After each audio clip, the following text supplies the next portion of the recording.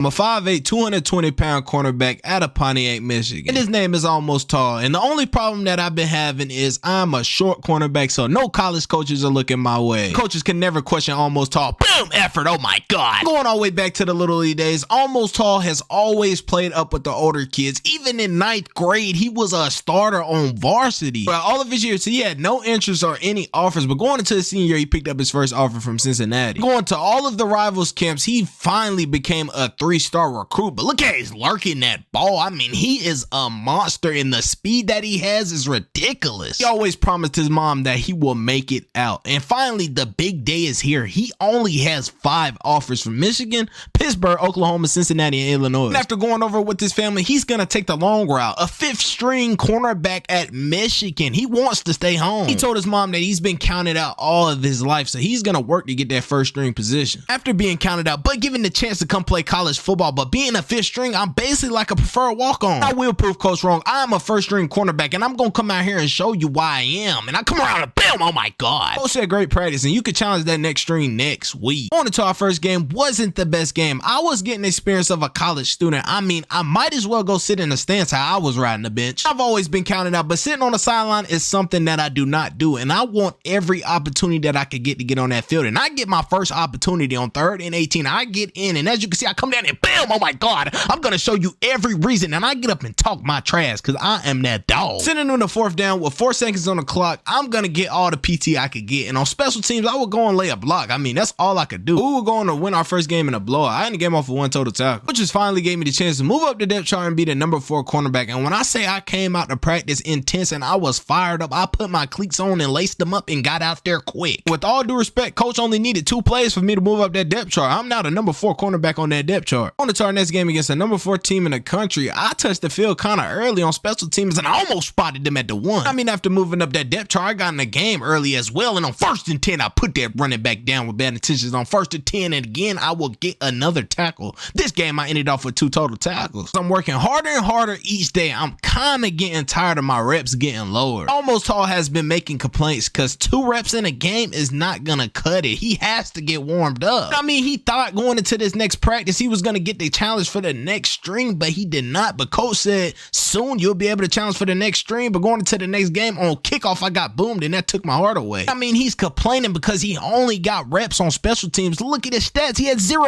everything. After Coach seeing me put in the extra work after practice, he has finally gave me another chance to move up the depth chart. And I was coming in hot early. I mean, I was laying a boom all day, and boom, I told Coach I'm that number 1 cornerback, but I moved up the depth chart to number 3. After moving up that depth chart, I'm finally seeing that field a little more. Going into 3-2 Minnesota, we rallied that ball early on, but on 3rd and 13, I was staying with mines and man-to-man, but our other DB let up a pass, but I made sure to hit him. But as you can see, we got an interception. I threw him on the ground because he was a little kid, and we take it all the way for 6. As we go up 7-0, I was getting some special teams action. Boom! Oh my God! Almost Tall is finally getting in that action. Boom! He comes down and lay another big hit and come around that corner. Bam! Oh my God! And cleaned his claw. Almost Tall might be 5'8", but height cannot manage how much power you got. But going into the next one on 1st and 10, he was standing man-to-man, almost had an interception, but he would go in on the game tackle. Going into the next one on 2nd and 10, as you can see, every time a teammate misses a tackle, he will be there to pick it up. And as you can see, he will put you down as soon as you catch that ball. But oh my God, he had his first interception of the season.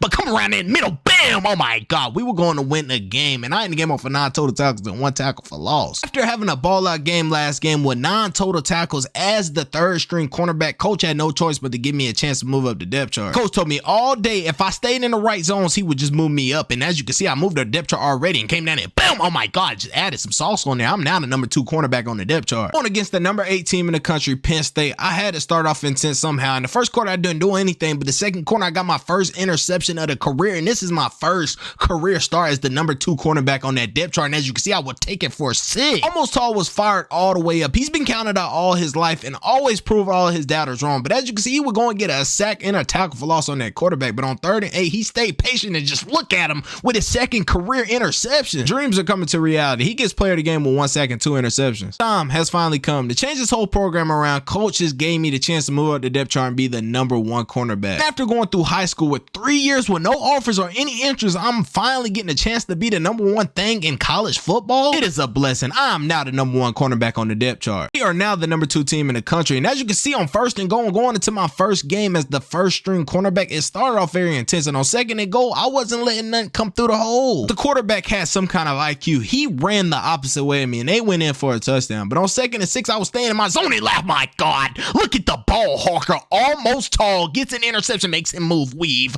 get out of my way, and goes all the way for 6, and he was absolutely fired up. Going into the next drive on 2nd and 17, I almost had another interception, but I made sure to put him down as soon as I could, and I absolutely hurt him. But on 3rd and 12, I was sitting back in his zone, and oh my God, I ball hawked the ball again and got another interception. Oh my God, look at almost tall. When he gets that ball in his hand, he is special. I've been trying to show coach this since I got here. I'm the #1 cornerback. I mean, going into my first game as the first start, I get 2 interceptions. But look at this. They catch the ball with 0 seconds on the clock and go and win the ball game. That was terrible. I mean, almost tall had a great game, but we go on and lose to Indiana. But I ended the game off with 4 total tackles, 1 tackle for loss, and 2 interceptions. After taking that loss, we have dropped to the #10 seed in the country that quick. We were just the #2 seed, but going to the next game against the #7 seed Michigan State, they started off intense. But on 2nd and 10, I came down and absolutely boomed him. I mean, just look at almost tall. He sheds the block and gets to that ball with bad intentions on 1st and 10, but on 2nd and 12, he was baiting on that ball, but came down and absolutely lowered his shoulder and his chest, and oh my God, he almost had a one-hand interception. He is still yet to find an interception in this game, but coming down, boom, oh my God, he is gonna hurt you. But going into the next play on 2nd and 10, he was baiting that ball up, but just look how he comes and deflects it. No-fly zone over here. It has took almost tall half the season just to get on that field to play a lot of reps, and I mean, he said he's still gonna try to win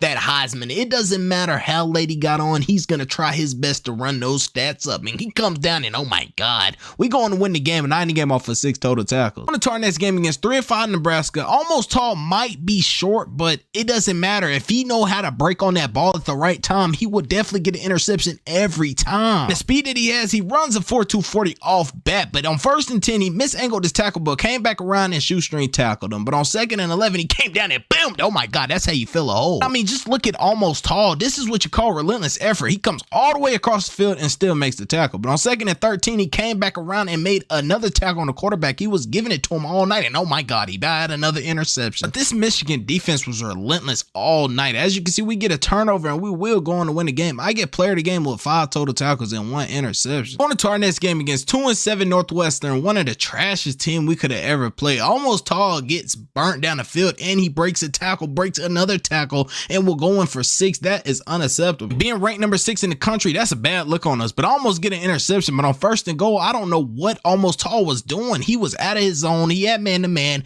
It was just not man-to-man, and oh my God, he about had an interception. The only advantage that almost tall has is the way that he breaks on the ball. I mean, the speed that he has when he plants that foot down is crazy. But on 1st and 10, he came down and laid a big hit on the quarterback. It's 14-14. We need, boom, oh my God, separation in this game. But on 1st and goal, they will run it in for 6. But our offense kept striking, and we were going to win the game. And I ended the game off with 4 total tackles. On to the snowball game against 5-5 Iowa. Almost tall starts it intense with getting an interception to start the game off. Just moments before the game started, almost tall went up to coach and said, "Coach, this is going to be my stat game." And on 3rd and 8, the quarterback throws it up, and oh my God, a one-hand interception, and that was just crazy. All of these QBs have been doubting almost tall just because of his height. Little do they know, speed is everything. If you have speed, you could get to that ball, and bam, oh my God, I made him fumble that ball. He has been absolutely a gem for Michigan ever since he has started. I mean, he has been going ballistics, but as you can see, he almost had another interception, but he will drop the ball. He go on and get player of the game with 3 total tackles, 1 forced fumble, and 2 interceptions. Our next game against the #2 seed in the country, 11-0 Ohio State. Almost tall gets burnt early on, and this time he will go all the way for 6. He has barely gotten burnt this season just because the speed that he has. I mean, he runs a 4.2 40, but these wide receivers for Ohio State are just different. I mean, they drive down to that goal line, but almost tall, boom, he wasn't going for anything. Little old Ohio State was not going to give up. They go in for 6. But going into the next play on 3rd and 1, I come down and absolutely obliterate him. We kind of just couldn't stand a chance. We go on to lose the game, and as you can see, we are ranked #3 in our conference. We did not make it to that conference championship, but